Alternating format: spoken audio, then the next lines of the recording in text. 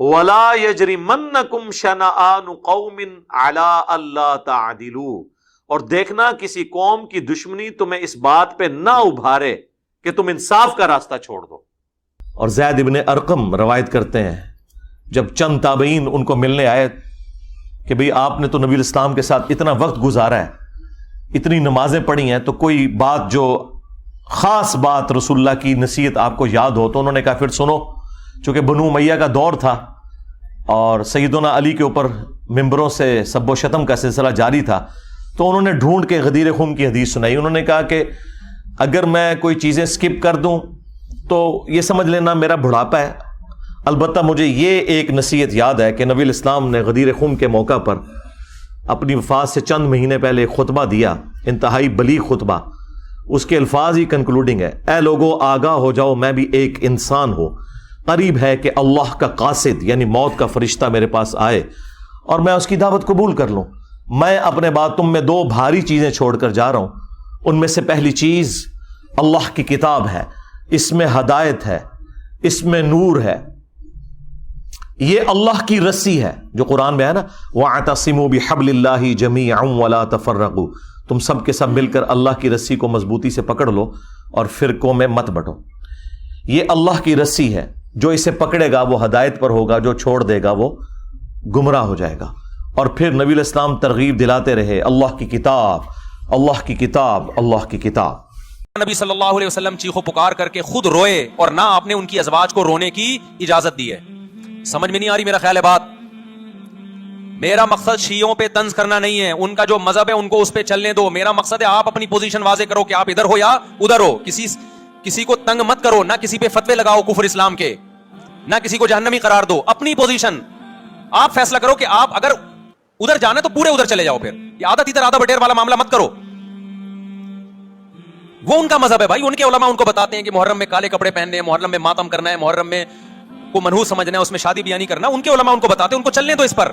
دنیا میں بہت سے فرقے ہیں، بہت سے مذہب ہیں، ہم کسی کو نہ ختم کر سکتے ہیں نہ کسی کے خلاف نفرت پیدا کر سکتے ہیں، اس سے کوئی چیز حاصل نہیں ہوگی۔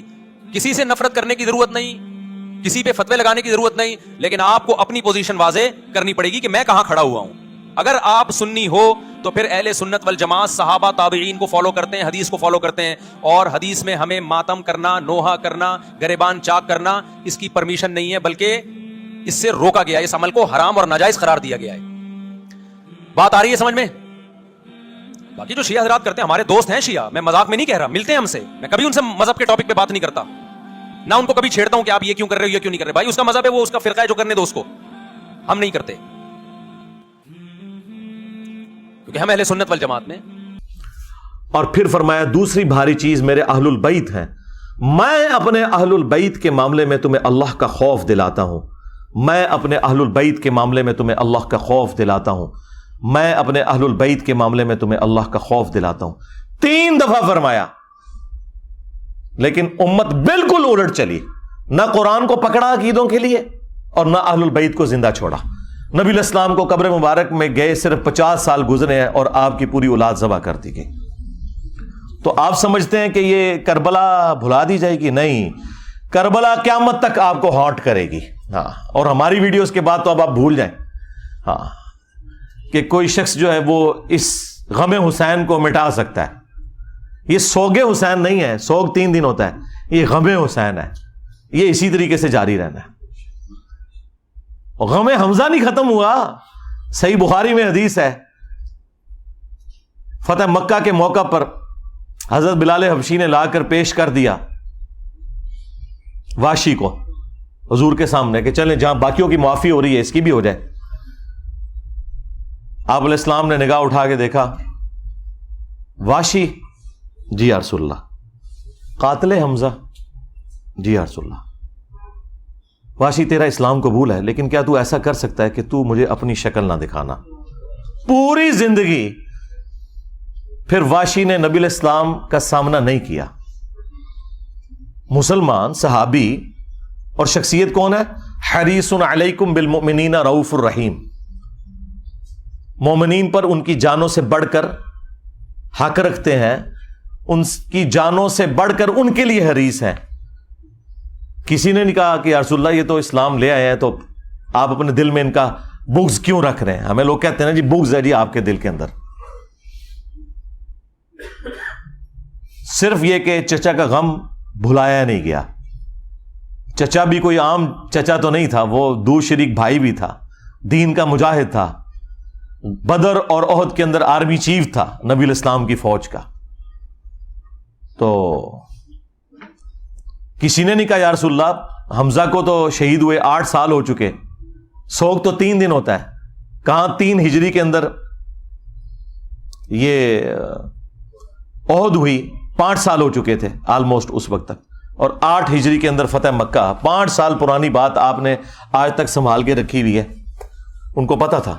مجھے بتائیں کیا انسان کو اپنے چچا کے ساتھ زیادہ محبت ہوتی ہے یا اپنی اولاد کے ساتھ؟ مسند احمد میں ایک حدیث ہے، مولا علی علیہ السلام کہتے ہیں کہ ایک دن میں رسول اللہ کی خدمت میں حاضر ہوا اور میں نے دیکھا کہ آپ نے حسین ابن علی کو اٹھایا ہوا ہے اور زار و کتار آپ کی آنکھوں سے آنسو رواں ہے.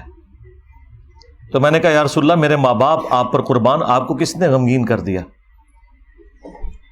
بلکہ یہ حدیث جو سٹارٹ ہوتی ہے نا کہ نینوا نامی ایک مقام تھا، جنگ صفین پر جاتے ہوئے مولا علی علیہ السلام اپنی سواری پر یہ کہہ رہے ہیں اصبر یا ابا عبداللہ، اے ابو عبداللہ صبر کرنا. تو ساتھی کہتے ہیں کہ حضرت یہ آپ کس سے باتیں کر رہے ہیں؟ تو انہوں نے کہا کہ مجھے ایک حدیث یاد آ گئی اسی مقام کے بارے میں. نبی علیہ السلام نے فرمایا تھا جب میں آپ کی خدمت میں حاضر ہوا اور آپ نے حسین ابن علی کو اپنی گود میں اٹھایا ہوا ہے اور آنکھوں سے زار و کتار آنسو رواں ہے، میں نے کہا یا رسول اللہ میرے ماں باپ آپ پر قربان، آپ کو کس نے غمگین کر دیا؟ تو نبی علیہ السلام نے کہا کہ ابھی ابھی جبرائیل علیہ السلام میرے پاس آئے تھے اور کہا کہ آپ اس بچے سے اتنی محبت کرتے ہیں اور اس بچے کو دریائے فرات کے کنارے پیاسا شہید کر دیا جائے گا. اور میری خواہش پر انہوں نے یوں ہاتھ مار کر کربلا کی وہ جو سرخ مٹی ہے وہ بھی مجھے دکھائی. اس کی وجہ سے میں غمگین ہو گیا اور میری آنکھوں سے آنسو رواں ہو گیا. یہ غم حسین ہے جو نبی علیہ السلام کی زندگی میں بھی آپ کو ہے، اور وفات کے بعد مسند احمد میں یہ حدیث موجود ہے. ابن عباس کہتے ہیں کہ ایک دوپہر کو میں نے نبی علیہ السلام کو خواب میں دیکھا، پرانگدہ حالت ہے، بال بکھرے ہوئے ہیں، ہاتھ میں خون کی ایک شیشی اٹھائی ہوئی ہے، اور میں نے کہا یا رسول اللہ میرے ماں باپ آپ پر قربان، آپ کی حالت کس نے کر دی؟ آپ نے فرمایا کہ میں صبح سے حسین اور اس کے ساتھیوں کا خون جمع کر رہا ہوں. یعنی ایک تمثیل کے طور پر دکھایا گیا نبی علیہ السلام کو خواب میں.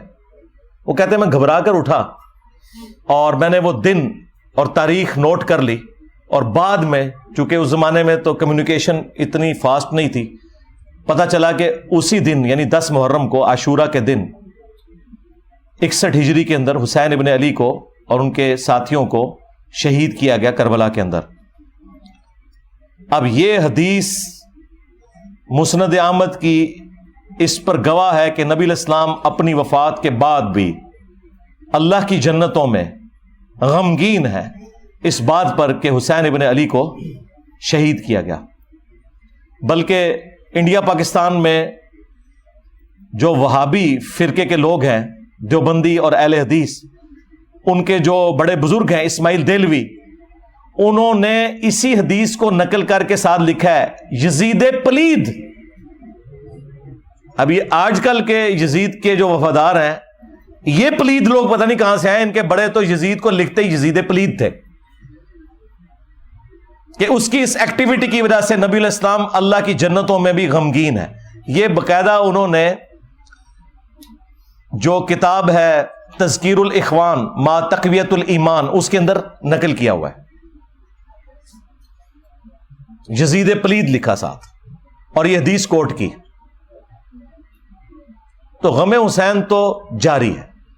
صحیح بخاری میں حدیث ہے، یہ ترمذی میں بھی موجود ہے، کہ حسین ابن علی کا سر کاٹ کر عبید اللہ ابن زیاد کے سامنے لا کر رکھا گیا، اور اس میں امام بخاری نے لکھا ہے برأس الحسین علیہ السلام، حسین علیہ السلام کا سر. امام بخاری نے حسین کے ساتھ علیہ السلام لکھا ہے، مولوی نے نا اردو ترجمے میں نا رضی اللہ عنہ کر دیا۔ اسلام 360 میں بھی عربی میں لکھا ہے علیہ السلام، اردو ترجمے میں رضی اللہ عنہ۔ کتنی دو نمبری کرتا ہے مولوی۔ تو عبید اللہ ابن زیاد ان کے حسن میں کوئی کلام کرنا شروع ہو گیا، اور چھڑی سے بجائے یہ کہ اس سر مبارک کو چومتا کوئی کلام کیا، تو انس ابن مالک پاس کھڑے تھے، تو انہوں نے زبان سے کلمہ حق بلند کیا اور کہا کہ حسین ابن علی رسول اللہ کے سب سے زیادہ ہم شکل تھے۔ اور حدیث کے الفاظ ہیں کہ اس وقت حسین ابن علی کے سر اور داڑھی میں وسمے کی بوٹی سے رنگا ہوا تھا، یعنی کالا کیا ہوا تھا انہوں نے سر اور داڑھی کے بالوں کو۔ اچھا، اس حدیث کی شرح پتہ کیا لکھی ہے اہل حدیثوں نے؟ وسمہ اس بوٹی کو کہتے ہیں جو بالوں کو کالا کرنے کے لیے استعمال ہوتی ہے۔ یہ حدیث کی شرح ہوئی ہے۔ اور جو اتنا بڑا واقعہ کہ حسین ابن علی کو شہید کر دیا گیا، ان کا سر کاٹ کے پیش کیا گیا گورنر یزید عبید اللہ ابن زیاد کے سامنے، وہ اناٹینڈڈ چھوڑ دیا۔ یعنی اونٹ نگل لیتے ہیں، یہ مچھر چھانتے پھرتے ہیں۔ ہمیں تو قرآن میں اللہ تعالیٰ نے حکم دیا تھا، قُلْ لَا أَسْأَلُكُمْ عَلَيْهِ أَجْرًا إِلَّا الْمَوَدَّةَ فِي الْقُرْبَةِ۔ اے نبی، ان سے فرماؤ کہ میں اس دعوت و تبلیغ کے بدلے میں تم سے کچھ نہیں ڈیمانڈ کرتا، ہاں جو میری قرابت داری ہے اس کا تو لحاظ رکھو۔ اچھا، اس آیت کی شرح دو طریقے سے ہوئی ہے۔ ابن عباس اس کی شرح یوں کرتے ہیں کہ نبی علیہ السلام، جو بخاری میں موجود ہے، کہ نبی صلی اللہ علیہ وآلہ وسلم کے جو رشتہ دار تھے، جو دوسرے قبیلے کے لوگ تھے، انہیں اس حوالے سے کہا گیا کہ تم اپنی قرابت داری کا تو لحاظ رکھو، تم تو اتنے مہمان نواز ہو، تو یہ تو تمہارے اپنے قبیلے سے ہیں۔